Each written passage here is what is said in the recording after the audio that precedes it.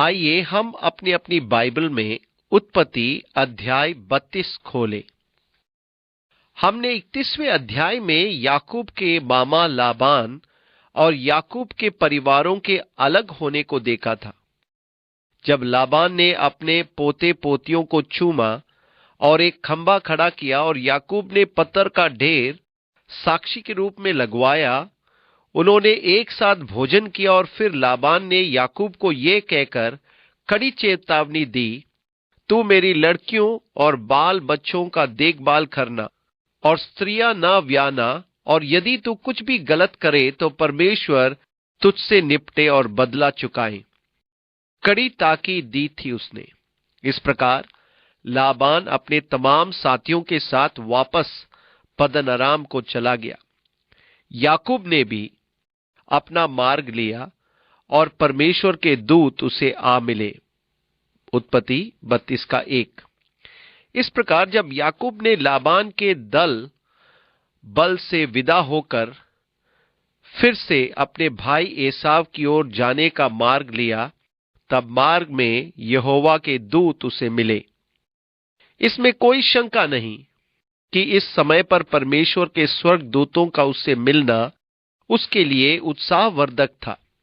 अब हमें यहां तो बताया नहीं गया कि वे दूत किस रूप में थे जब वे याकूब से मिले, पर हम ये जानते हैं कि पुराना नियम में फिर जैसा कि हम इब्राहिम के मामले में भी देख चुके हैं, परमेश्वर के स्वर्गदूत मानवीय रूप धारण करके मिलने आते थे, पर यहां उनका रूप नहीं बताया गया, बस ये कि परमेश्वर के दूत उससे मिले।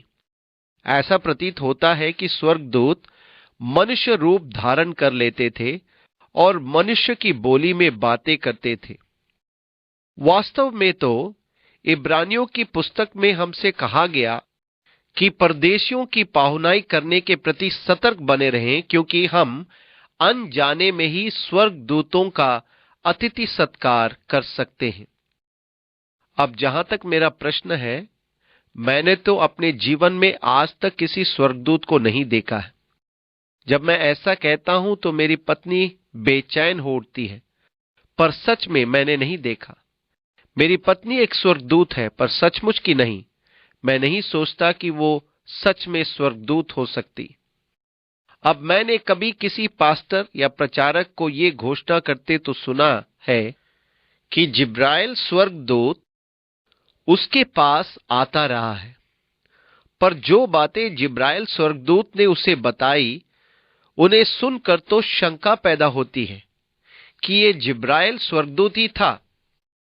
ये हमसे बाइबल में स्पष्ट रीति से कहा गया है, हर एक आत्मा की प्रतीति ना करो, वरन आत्माओं को परखो कि वे परमेश्वर की ओर से है या नहीं। पहला यूहन्ना 4 का 1। और हमसे यह भी कहा गया है कि शैतान ज्योति के स्वर्गदूत के रूप धारण कर सकता है कि हमें छल सके, परंतु यदि हम या स्वर्ग से कोई दूत भी उस सुसमाचार को छोड़ जो हमने तुमको सुनाया है, कोई और सुसमाचार तुम्हें सुनाए, तो शापित हो। गलातियों 1 का 8। इसलिए यदि एक स्वर्गदूत आपके पास आकर कहे, देखो परमेश्वर प्रत्येक से प्रेम करता है और इससे कोई अंतर नहीं पड़ता कि आप क्या करते हैं, परमेश्वर आपको ग्रहण करेगा। आपको प्रार्थना करने की आवश्यकता नहीं, आपको यीशु मसीह के द्वारा आने की आवश्यकता नहीं, परमेश्वर आपको वैसे ही ग्रहण करेगा और आपका स्वागत करेगा, तो ऐसा स्वर्गदूत शापित हो। परमेश्वर के स्वर्गदूत ऐसा कुछ नहीं कहेगा जो उस सत्य के वचन के विपरीत हो जो हमारे पास बाइबल में है। हालांकि मैंने कभी एक स्वर्गदूत को नहीं देखा, पर मैं इसके लिए खुला हूं। मुझे निश्चय है कि ऐसे अनुभव का मैं दिल की गहराई से आनंद उठाऊंगा। स्वर्गदूत तो है, पवित्र शास्त्र ने कहा, वो अपने दूतों को तेरे निमित्त आज्ञा देगा कि जहां कहीं तू जाए वे तेरी रक्षा करें। भजन 91 का 11। एक प्रकार से रक्षा करने वाले स्वर्गदूत। मैं इनमें विश्वास करता हूं। बहुत से अवसरों पर मेरा स्वर्गदूत मेरे साथ रहा और उसने मुझे कठिनाइयों से पार निकाला। इस मामले में मैं बहुत सचेत रहा और कई अवसर पर अपने साथ उसकी उपस्थिति और मेरी सहायता करने को भी मैं जान सका हूं। और कई ऐसे अवसर आए जब मैंने पलटकर कहा, धन्यवाद भाई जी, मैं इस कार्य की प्रशंसा करता हूं। अब मैं नहीं देखा पर नहीं जानता कि उसमें से मैं कैसे उभर आया। वास्तव में मेरे स्वर्गदूत की सहायता से ऐसा हुआ। पर यह तो कह सकता हूं कि प्रभु के दूतों ने मुझे छुड़ाया, और यह तो स्पष्ट था कि यह प्रभु का हाथ था जिसने मुझे छुटकारा दिया। इस प्रकार याकूब से स्वर्गदूत आकर मिले। उनको देखते ही याकूब ने कहा, यह तो परमेश्वर का दल है। उत्पत्ति 32:2। इसके पहले उसने लाबान के दल को देखा था। वे सब कठोर पुरुष थे, परंतु ये तो परमेश्वर का दल है। सो उसने उस स्थान का नाम महनेम रखा। उत्पत्ति 32:2। महनईम का अर्थ है दो दलों का स्थान। इस प्रकार ये लाबान के दल और स्वर्गदूतों के दल का स्थान था। तब याकूब ने सेईर देश में अर्थात एदोम देश में अपने भाई एसाव के पास अपने आगे दूत भेज दिए, और उसने उन्हें आज्ञा दी कि मेरे प्रभु एसाव से यूं कहना कि तेरा दास याकूब तुझसे यूं कहता है कि मैं लाबान के यहां परदेशी होकर अब तक रहा, और मेरे पास गाय बैल, गधे, भेड़ बकरियां और दास दासियां हैं। सो मैंने अपने प्रभु के पास इसलिए संदेश भेजा है कि तेरी अनुग्रह की दृष्टि मुझ पर हो। वे दूत याकूब के पास लौट के कहने लगे, हम तेरे भाई एसाव के पास गए थे, और वो भी तुझसे भेंट करने को 400 पुरुष संग लिए हुए चला आता है। उत्पत्ति 32:3-6। अब एसाव के साथ उसका दल याकूब से भेंट करने को चला आ रहा है। इस प्रकार से ये अब तीसरा दल है। पहले लाबान का दल आया जो उसकी बेचैनी का कारण था। फिर स्वर्गदूतों का दल जो उसे संतावना देने वाला था, और अब एसाव का दल जिसमें 400 पुरुष है मिलने आ रहा है। पर उनका मकसद अनिश्चित है। यह भी याकूब के लिए बेचैनी उत्पन्न करने वाला संदेश था, क्योंकि अंतिम बार जब उसने एसाव को देखा था तब वो उसे मार डालने की धमकी दे रहा था। अब वो 400 पुरुषों के संग लेकर क्यों आ रहा है? क्या उसका मकसद हानि पहुंचाने का नहीं? इस प्रकार इस समाचार ने याकूब को बड़ी परेशानी में डाल दिया। वो इस समाचार से जरा भी प्रसन्न नहीं हुआ कि एसाव 400 पुरुष लेकर आ रहा है। ध्यान दे, याकूब ने एसाव के भेजे संदेश में अपनी धन दौलत के बारे में बताने को कहा था कि एसाव ये न समझे कि याकूब अपने जन्मसिद्ध अधिकार का दावा करने आ रहा है, अर्थात अपनी मिरास को पाने के लिए एसाव से अपने भाग की धन संपत्ति लेने। नहीं, मुझे कुछ नहीं चाहिए, मेरे पास सब कुछ है, मैं अब धनवान हूं, मेरे पास दास दासियां, गधे, गाय बैल, भेड़ बकरियां सब बहुतायत से हैं, और मैं तो अब वापस लौट रहा हूं। यही नहीं, वो उसे हे मेरे प्रभु कहकर संबोधित करता है। हालांकि उसके पिता ने कहा था, और तेरा भाई तेरी सेवा करेगा। इस पर भी याकूब उसे प्रभु कहकर संबोधित कर रहा है। तब याकूब निपट डर गया और संकट में पड़ा, और ये सोचकर अपने संग वालों के और भेड़ बकरियों के और गाय बैलों और ऊंटों को भी अलग अलग दो दल कर लिए कि यदि एसाव आकर पहले दल को मारने लगे तो दूसरा दल भागकर बच जाएगा। उत्पत्ति 32:7-8 पद। उसने एसाव का सामना करने के लिए तुरंत तैयारी शुरू कर दी। सबसे पहले तो उसने अपने पूरे झुंड को दो दलों में बांटा कि जब एसाव आए और उसके आदमी पहले दल से लड़े और उन्हें मारने लगे तो दूसरा दल को भागकर बचने का समय मिल जाए। फिर याकूब ने कहा, हे यहोवा, हे मेरे दादा इब्राहिम के परमेश्वर, हे मेरे पिता इसहाक का परमेश्वर, तूने तो मुझसे कहा कि अपने देश और जन्म भूमि में लौट जा और मैं तेरी भलाई करूंगा। उत्पत्ति 32:9। अब जब याकूब ने प्रार्थना करना आरंभ की तो यहोवा को तुरंत वे बातें याद दिलाने लगा जो उसने याकूब से प्रतिज्ञा के रूप में कही थी। मैं भी कितनी बार प्रभु को प्रार्थना को वे बातें याद दिलाता हूं जो उसने कही थी। प्रभु, आपने कहा था, जहां 2 या 3 मेरे नाम में इकट्ठे हों, अथवा जहां 2 या 3 आपस में सहमत हो। मत्ती 18:20। अब प्रभु तो जानता है कि उसने ये कहा था और मैं भी जानता हूं कि उसने ये कहा था, पर मैं उसे प्रत्येक क्षण याद दिलाना चाहता हूं। मैं प्रभु को उसकी प्रतिज्ञाओं के लिए याद दिलाना चाहता हूं। अब हे प्रभु, अपनी प्रतिज्ञा की कि यदि हम आपके नाम में कुछ भी मांगे और बस उसे इस बात का स्मरण दिलाएं। प्रभु, आपने यही तो कहा था। ये मैंने नहीं कहा था प्रभु, आपने ये कहा था। और याकूब ठीक यही बात कर रहा है। वो प्रभु को याद दिला रहा था कि प्रभु ने उससे क्या कहा था। प्रभु, आप ही वो हैं जिसने कहा था, अपनी जन्मभूमि को लौट जा और मैं तेरे संग रहूंगा। अब प्रभु, मैं लौट रहा हूं और यहां मेरा भाई एसाव आ रहा है। पद 10 में वो प्रभु के कामों को स्वीकार कर रहा है। तूने जो जो काम अपनी करुणा और सच्चाई से अपने दास के साथ किए, कि मैं जो अपनी छड़ी ही लेकर इस यरदन नदी के पार उतर आया, सो अब मेरे 2 दल हो गए हैं। तेरे ऐसे ऐसे कामों में से मैं एक के भी योग्य तो नहीं हूं। उत्पत्ति 32:10। अब वो उस क्षेत्र में लौट रहा है जहां याबोक नदी यरदन नदी में जा मिलती है और वे नीचे घाटी में देखता और अपने सामने यरदन नदी को बहते देखता है। तब वो 20 साल पहले की बात याद करता है जब वो अपने भाई के डर से भागकर जा रहा था। उसके पास केवल उसकी लाठी थी।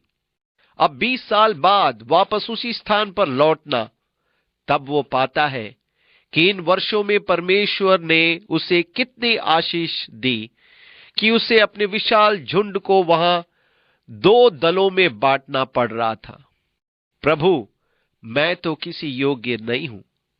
मैं तो आपकी करुणा के आगे कुछ भी नहीं। आपने मुझे बहुत आयत से आशीष दी है। जब मैं इसी यरदन के पार गया था तब मेरे पास केवल एक लाठी थी। अब बहुतायत के कारण मेरे पास 2 दल हैं। यहां आपको समझ लेना है कि एक समूह कितना बड़ा था। उसने एसाव के सामने प्रस्तुत होने के लिए 550 जानवर भेजे थे। अब ये तो जानवरों के बारी दल का बस एक छोटा भाग था। इस प्रकार जो दल उसने पहले एसाव से मिलने भेजा था वो बहुत बड़ा था, जिसमें गाय बैल, भेड़ बकरियां, दास दासियां आदि सब कुछ था। याकूब एक धनी पुरुष हो गया था और वो अपना धन संपत्ति को परमेश्वर की देन मानता है। मैं किसी योग्य नहीं। मैं तो ऐसे ऐसे कामों में से एक के भी तो योग्य नहीं हूं। और तब फिर उसका वास्तविक निवेदन, मेरी विनती सुनकर मुझे मेरे भाई एसाव के हाथ से बचा। मैं तो उससे डरता हूं, कहीं ऐसा न हो कि वो आकर मुझे और मां समेत लड़कों को भी मार डाले। तूने तो कहा है कि मैं निश्चित तेरी भलाई करूंगा और तेरे वंश को समुद्र की बालू के किनकों के समान बहुत करूंगा, जो बहुतायत के मारे गिने नहीं जा सकते। उत्पत्ति 32:11 और 12 पद। मैं संपूर्ण हृदय से सोचता हूं कि परमेश्वर के शास्त्र में उसकी प्रतिज्ञाओं का साधारण मूल्य है, जैसा कि हम अपने आप को याद दिलाते हैं कि परमेश्वर ने कहा, प्रभु, आपने कहा कि आप मसीह यीशु में अपने महिमामय धन के अनुसार हमारी हर एक घटी को पूरा करेगा। फिलिपियों 4:19। परमेश्वर चाहता है कि आप उसे उसके वचन के अनुसार लें, उसकी प्रतिज्ञाओं पर दृढ़ बने रहें। उसकी प्रार्थना वास्तव में यही थी, मुझे एसाव के हाथ से बचा। एक ईमानदारी का अंगीकार, मैं भयभीत हूं, और यह एक सत्यनिष्ठ अंगीकार है। यह एक नकारात्मक अंगीकार हो सकता है, पर यह सच्चे मन से है। और मैं सोचता हूं कि एक सच्चे मन का नकारात्मक अंगीकार संभवतः इस बेईमान सकारात्मक अंगीकार से बेहतर है। ओह, मैं भयभीत नहीं हूं, सब कुछ ठीक ठीक है। और फिर आप कांप रहे हैं, यह ईमानदारी नहीं है। याकूब परमेश्वर के साथ ईमानदार था। मैं डरा हुआ हूं कि वो आकर मुझे मार डालेंगे। प्रतिज्ञा मिलने के बाद अत्यंत नकारात्मक अंगीकार, परंतु यह सच था। याकूब अत्यंत डरा हुआ था। ईमानदार होना उत्तम है, विशेष रूप से उस समय जब आप परमेश्वर के साथ बात कर रहे हैं। जब आप परमेश्वर के साथ वास्तव में सत्यनिष्ठ नहीं हैं, तब आप किससे सुरक्षा मांग रहे हैं? वो आपके हृदय को जानता है। वो जानता है कि आपके हृदय में क्या है। आप परमेश्वर को मूर्ख नहीं बना सकते, इसलिए परमेश्वर के साथ ईमानदार और खुले बने रहना ही उत्तम है।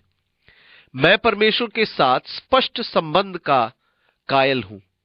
जब मैं परमेश्वर से बात कर रहा हूं तो मुझे एकदम खुला और स्पष्ट होना उत्तम लगता है। ठीक जिस रीति से मैं सोचता हूं, मुझे उस तरह उसे बताना अच्छा लगता है। मैं सोचता हूं कि मैं मनुष्य से बढ़कर परमेश्वर के सामने अधिक खुला हूं, क्योंकि मैं जैसे भी हूं उसके सामने खुलकर आ सकता हूं। यदि मैं परमेश्वर के सामने खुलकर नहीं आ सकता, तो ये मेरे लिए लज्जा की बात है। मैं जानता हूं कि मैं परमेश्वर से कुछ भी छिपा नहीं सकता। उसके सामने सब कुछ खुला और बेपर्दा है। यदि मैं उसके सामने रंग बदलता या मन की भावनाओं को छिपाता हूं या उसे मूर्ख बनाने का प्रयास करता हूं, तो मुझसे बड़ा मूर्ख कोई नहीं। ये अपने आप धोखा देना है। इसलिए परमेश्वर के सामने खुला दिल और पूरी ईमानदारी आवश्यक है। प्रभु, मैं भयभीत हूं, मैं नहीं जानता मैं क्या करूं। प्रभु, मैं इस बात से अत्यंत बेचैन हूं। पर परमेश्वर, मैं गुस्सा हूं, मैं पागल हूं। पर प्रभु, वे जो कुछ करने जा रहे हैं, मैं उस सब का सामना नहीं कर सकता।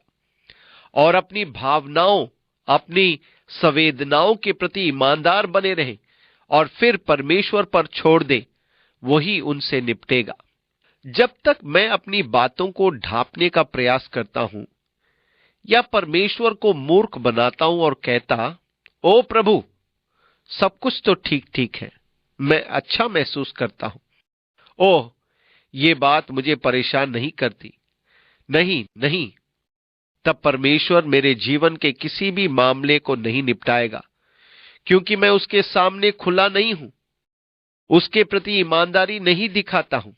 मुझे परमेश्वर के प्रति पूर्ण रूप से सत्यनिष्ठ, खुला एवं स्पष्ट होने की जरूरत है।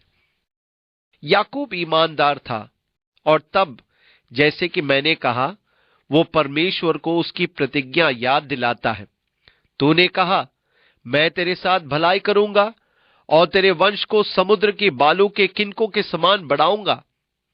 अब प्रभु, यदि एसाव आकर हमें मिटा डाले, तो फिर किस प्रकार मेरा वंश समुद्र की बालू के किनकों के समान होगा? तू ही ने तो प्रतिज्ञा की कि तेरा वंश बहुतायत से बढ़ाऊंगा। जब एसाव हमें मिटा देगा, तब इस प्रतिज्ञा का क्या होगा? ऐसा कहते हुए याकूब बड़ी ईमानदारी से परमेश्वर के सामने अपने बचाव की दलील रख रहा है। और उसने उस दिन रात वहीं बिताई और जो कुछ उसके पास था, उसमें से अपने भाई एसाव की भेंट के लिए छांट छांट कर निकाला, अर्थात 200 बकरियां और 20 बकरे और 200 भेड़े और 20 मेढ़े और बच्चों समेत दूध देने वाली 30 ऊंटनियां और 40 गायें और 10 बैल और 20 गदहियां और उनके 10 बच्चे। इनको उसने झुंड झुंड करके अपने दासों को सौंपकर उनसे कहा, मेरे आगे बढ़ जाओ और झुंडों के बीच बीच में अंतर रखो। फिर उसने अगले झुंड के रखवालों को यही आज्ञा दी कि जब मेरा भाई एसाव तुझे मिले और पूछने लगे, तू किसका दास है और कहा जाता है, और ये जो तेरे संग आगे आगे हैं सो किसके हैं, तब कहना कि ये तेरे दास याकूब के हैं। हे मेरे प्रभु एसाव, ये भेंट के लिए तेरे पास भेजे गए हैं और आप भी हमारे पीछे पीछे आ रहा है। और उसने दूसरे और तीसरे रखवालों को भी, वरन उन सबों को जो झुंडों के पीछे पीछे थे, ऐसे ही आज्ञा दी कि जब एसाव तुमको मिले तब इसी प्रकार उससे कहना, और ये भी कहना कि तेरा दास याकूब हमारे पीछे पीछे आ रहा है, क्योंकि उसने ये सोचा कि ये भेंट जो मेरे आगे आगे जाती है, इसके द्वारा मैं उसके क्रोध को शांत करके तब उसका दर्शन करूंगा। हो सकता है कि वह मुझसे प्रसन्न हो जाए। उत्पत्ति 32:13-20। इस प्रकार याकूब ने प्रार्थना की और वो एसाव के लिए भेंट छांट छांट कर अलग करता गया। जैसा कि मैं पहले भी आपको बता चुका हूं कि याकूब की समस्याओं में से एक समस्या ये थी कि वो सोचता था कि परमेश्वर उसकी सहायता के बिना अपना काम नहीं कर सकता था। दूसरे शब्दों में, याकूब हमेशा परमेश्वर की सहायता करने को उतावला रहता था। याकूब ऐसा मनुष्य नहीं था कि केवल प्रभु पर भरोसा रखे। वो इस प्रकार का व्यक्ति था कि वो प्रार्थना तो जी जान से करता था और तब स्वयं ही सब बातों को सुलझाने, ठीक करने में लग पड़ता था। वो अत्यंत बुद्धिमान और अत्यंत चतुर मनुष्य था और वो हमेशा अपने ढंग से युक्तियां निकालता, कोई ना कोई चाल चलाता, चालाकी से लोगों को प्रभावित करता था। याकूब में यही एक ऐसी बात थी कि प्रार्थना करने के बाद परमेश्वर के हाथ में सब कुछ छोड़ देने के बदले स्वयं उस कार्य में हस्तक्षेप करना चाहता था, अपने ढंग से व्यवस्था करना। फिर उसने तमाम भेंटों को छांटकर दल बनाकर अपनी युक्ति से बचने का प्रयास में उन्हें आगे भेज दिया, मानो वो कार्य में परमेश्वर की सहायता कर रहा हो और परमेश्वर उसकी पीठ थपथपाकर कहे, वाह याकूब, तुमने तो मेरा बोझ हल्का कर दिया। हम भी कई बार अपने बचाव के लिए परमेश्वर का बोझ हल्का करना चाहते हैं। यह शारीरिक मनुष्य का स्वभाव है। वो जल्दी विश्वास नहीं करता, परमेश्वर पर सब कुछ छोड़ता नहीं। उसने सोचा कि जानवरों के झुंडों की इन भेंटों को पाकर एसाव का क्रोध शांत हो जाएगा और वो उससे प्रसन्न हो जाएगा। आप कहते हैं ठीक है, परंतु परमेश्वर चाहता है कि हम भी कुछ करें। क्या वो ऐसा नहीं चाहता? हां, मैं ये विश्वास नहीं करता कि विश्वास वास्तव में निष्क्रिय है। मैं सोचता हूं कि विश्वास सक्रिय है और मैं विश्वास करता हूं कि परमेश्वर हमसे अपेक्षा करता है कि हम अपने मस्तिष्क का और उस बुद्धि का जो उसने हमें दी है उपयोग करें। पर मैं विश्वास करता हूं कि परमेश्वर हमसे चाहता है कि हम परमेश्वर में और उसकी क्षमता में पूरा भरोसा रखें कि वो अपना काम करे। मैं सोचता हूं कि बहुत बार हम उस समय समस्याओं में फंस जाते हैं जिनमें फंसना आवश्यक नहीं था। हम परमेश्वर की सहायता करने की कोशिश करते हैं, जबकि सच तो यह है कि परमेश्वर को मेरी सहायता की आवश्यकता नहीं है। सो वे भेंट याकूब से पहले पार उतर गई और वो आप उस रात को छावनी में रहा। उसी रात को वो उठा और अपनी दोनों स्त्रियों और दोनों दासियों और 11 लड़कों को संग लेकर घाट से याबोक नदी के पार उतर गया और उसने उन्हें उस नदी के पार उतार दिया, वरन अपना सब कुछ पार उतार दिया, और याकूब आप अकेला रह गया। उत्पत्ति 32:21-24 पद।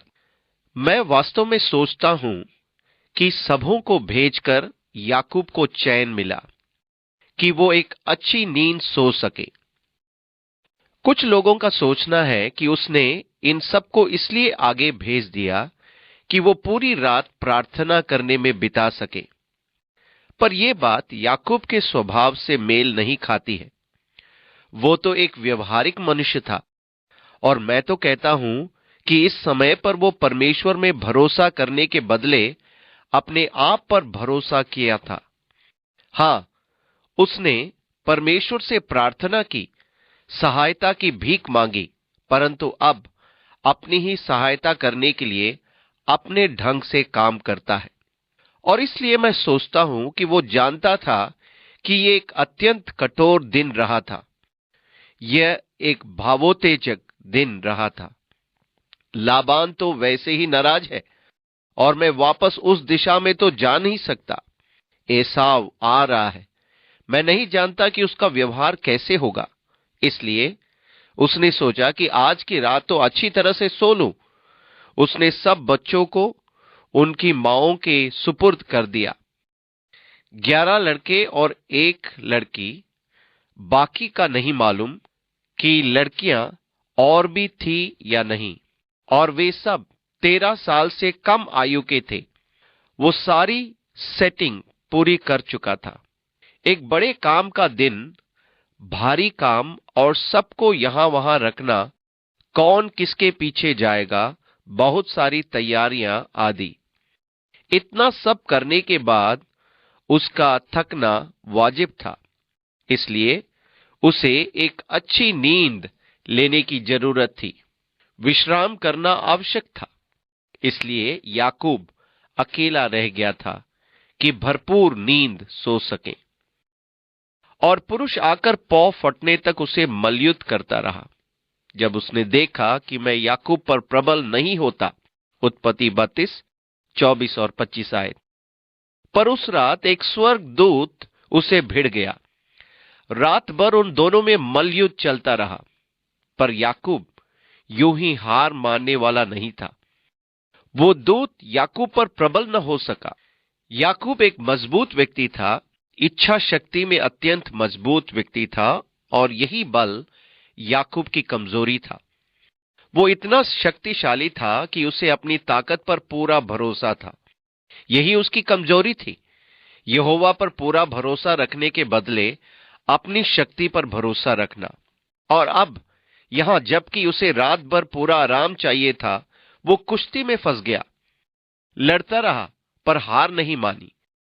परमेश्वर ने दूत को भेजा था कि उसे मलयुद्ध करे, पर जब वो दूत रात भर मलयुद्ध करने पर भी उस पर प्रबल नहीं हुआ, क्योंकि याकूब अपनी पूरी ताकत से उस पर हावी होता रहा।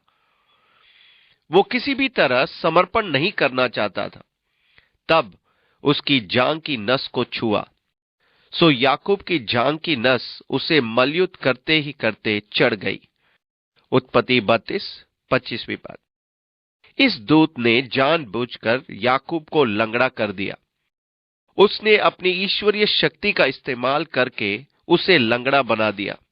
अब याकूब का हमेशा से यह विचार रहता था कि वो भाग सकता था।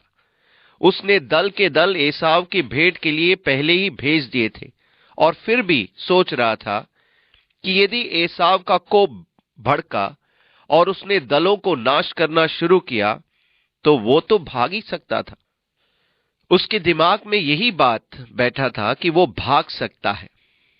अब परमेश्वर ने उसके भागने के रास्ते को भी बंद कर दिया।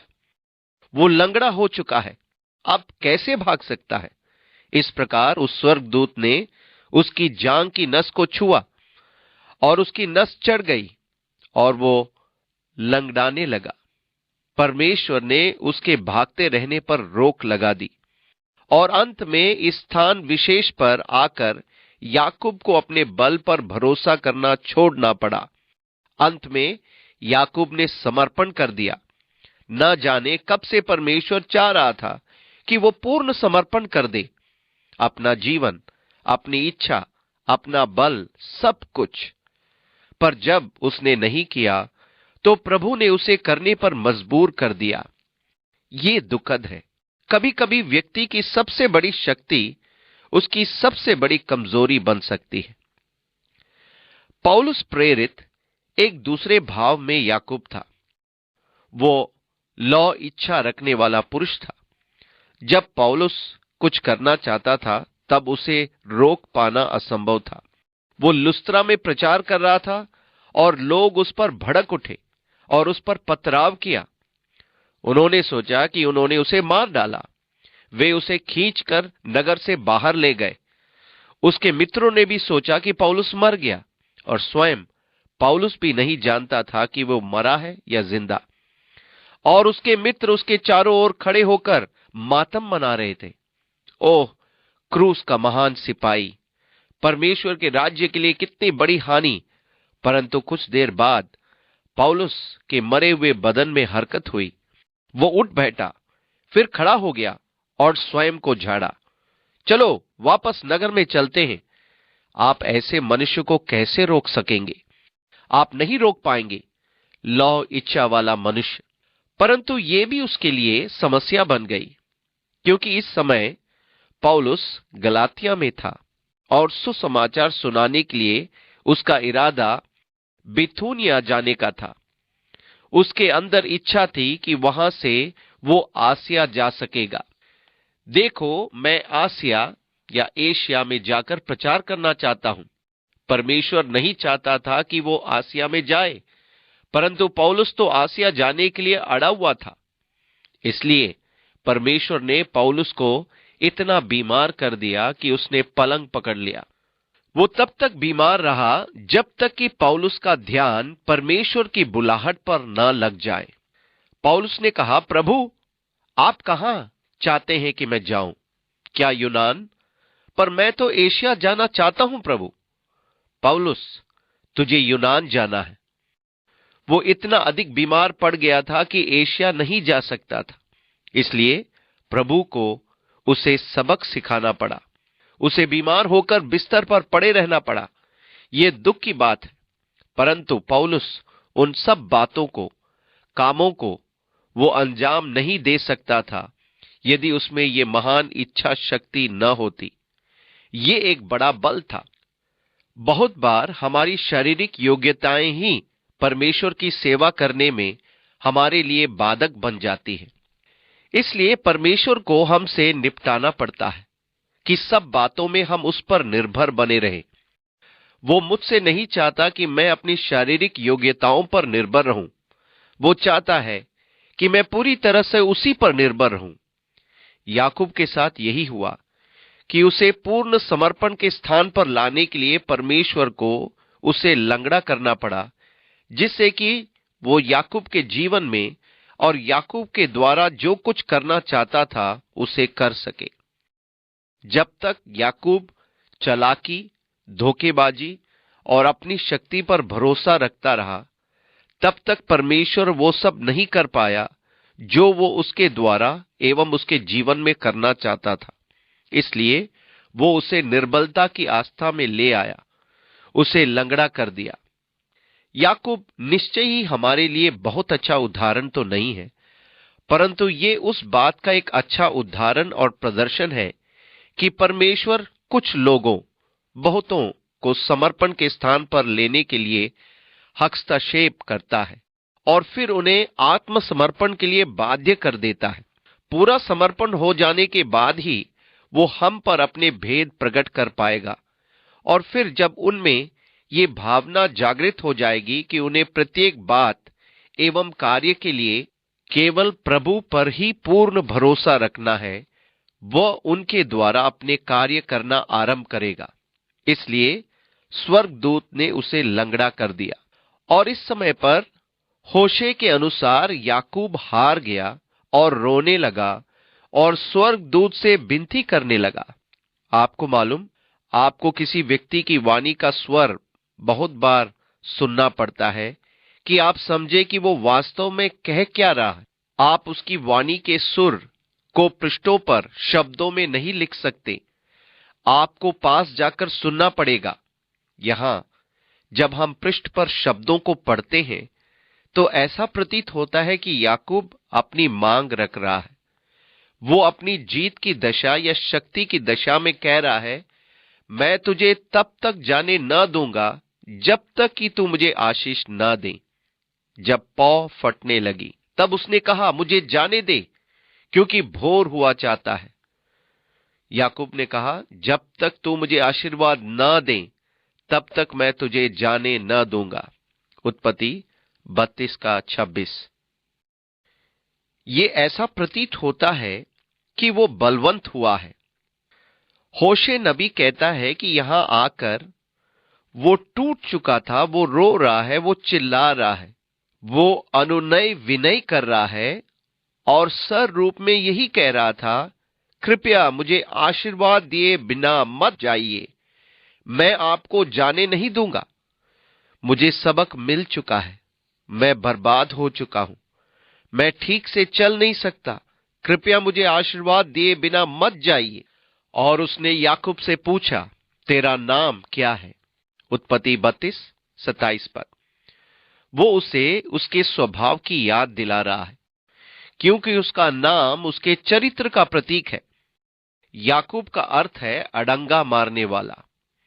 उसने कहा, याकूब, उत्पत्ति 32:27 पद, मेरा नाम एड़ी पकड़ने वाला है, क्योंकि मैं अपने भाई की एड़ी पकड़े हुए उत्पन्न हुआ था और मैं प्रत्येक की एड़ी में रहा हूं। मैं चलाक रहा हूं, मेरे धोखा देने या छल करने की युक्ति के कारण मैं वो सब कुछ पा चुका हूं। मैं छोड़ने या यूं ही जाने देने वाला नहीं हूं। मैं अपनी इच्छा का मालिक हूं, अपनी मन मर्जी का आदमी हूं। मैं अपनी नियति का स्वयं स्वामी या चालक हूं। मैं प्रत्येक दशा का स्वयं मालिक हूं। मेरा नाम याकूब है। उसने कहा, तेरा नाम अब याकूब नहीं परंतु इस्राएल होगा। उत्पत्ति 32:28 पद। और यहां है आशीष। आशीष केवल नाम के बदले जाने में है, परंतु यहां नाम का बदलना स्वभाव के बदलने का संकेत है। अब से तू श्वासित, चतुर, एड़ी पकड़ने वाला, चालाक ना रहेगा, परंतु अब से तू वो मनुष्य बनेगा जिसका जीवन परमेश्वर द्वारा चलाया जाता है। तेरा नाम इस्राएल अर्थात ईश्वर से युद्ध करने वाला होगा। और ये उसके चरित्र में बदलाव का संकेत है। वास्तव में तो ये नया जन्म है, ये नए सिरे से जन्म लेना है। आगे को शरीर की इच्छा के अधीन नहीं, परंतु अब उसे परमेश्वर की आत्मा के चलाए चलना है। अब से आगे उसे पवित्र आत्मा के पीछे चलने वाला जीवन जीना है। क्या ही सुंदर आशीष, सबसे बड़ी आशीष जिसे वो कभी पा सकता था। ये वो आशीष थी जो उसके पूरे जीवन भर बनी रहनी है। परमेश्वर आपको आशीष देना चाहता है। वो आपको श्वासित, स्वतंत्र, स्वार्थी व्यक्तित्व से बदलकर एक ऐसा व्यक्ति बनाना चाहता है जिसका जीवन परमेश्वर के आत्मा के द्वारा चलाया जाता है, जो पूर्ण रूप से परमेश्वर पर भरोसा रखने वाला होता है। इस प्रकार याकूब में बदलाव आया और आशीर्वाद उसके स्वभाव में बदलाव लाने के लिए था, क्योंकि तू परमेश्वर से और मनुष्य से भी युद्ध करके प्रबल हुआ है। उत्पत्ति 32:28 पद। परमेश्वर आपके स्वभाव को बदल रहा है, आपको राजकुमार बना रहा है, आपको परमेश्वर के साथ और मनुष्यों के साथ सामर्थ दे रहा है। याकूब ने कहा, मैं विनती करता हूं, मुझे अपना नाम बता। उसने कहा, तू मेरा नाम क्यों पूछता है? तब उसने उसको वही आशीर्वाद दिया। तब याकूब ने यह कहकर उस स्थान का नाम पेनुएल रखा कि परमेश्वर को आमने सामने देखने पर भी मेरा प्राण बच गया है। उत्पत्ति 32:29-30 पद। पेनुएल का अर्थ है परमेश्वर का मुख या चेहरा। पेनुएल के पास से चलते चलते सूर्य उदय हो गया और वो जांग से लंगड़ाता था। उत्पत्ति 32 का 31 पद। वो लंगड़ा हो गया था। वो लंगड़ा होने का अनुभव जीवन भर बना रहने वाला अनुभव बन गया था। इस्राएली जो पशुओं की जांग को जोड़ने वाले जांग नस को आज के दिन तक नहीं खाते, इसका कारण यही है कि उस पुरुष ने याकूब की जांग के जोड़े में जांग नस को छुआ था। उत्पत्ति 32 का 32।